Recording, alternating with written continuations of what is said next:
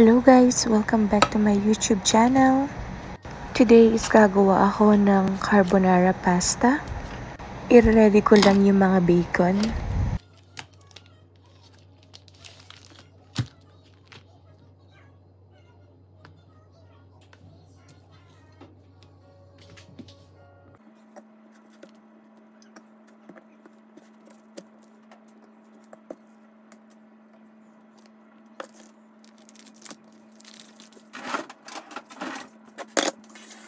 Kakailanganin pala natin ng pan para magprito at maglalagay lang ako ng oil dyan.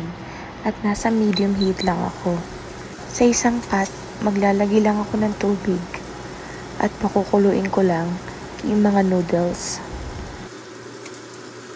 At kapag mainit na yung oil sa pan, ilalagay ko na yung mga bacon at start ko na silang prituhin.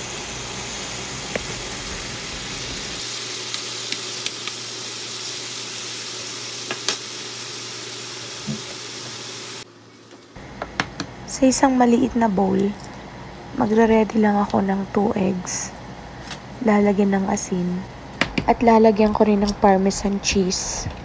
At i-whisk ko lang. At maya-maya, gagamitin ko ito.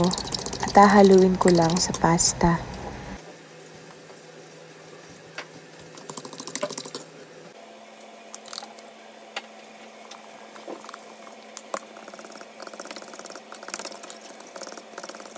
Malapit na palang maluto yung mga bacon.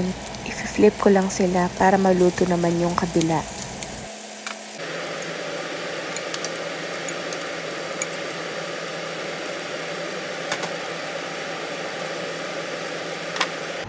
Luto na pala at prito na yung mga bacon. Ang gagawin ko lang dito is ikakat ko lang sila into small pieces.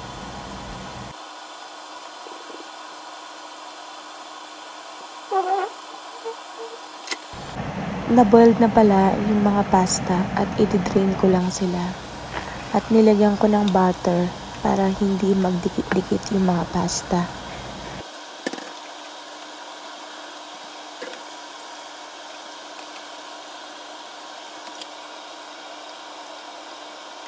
At dun sa pan na ginamit ko kanina, meron pang oil dyan na ginamit ko sa pagprito ko ng bacon.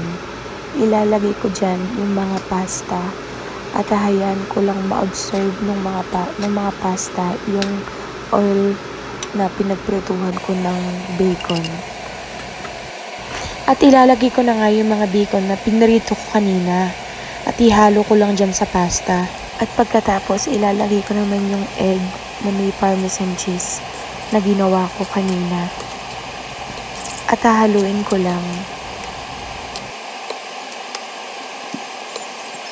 So there you have it, luto na ang ating carbonara pasta. Pwede kayong magdagdag ng cream dito and more cheese if you want.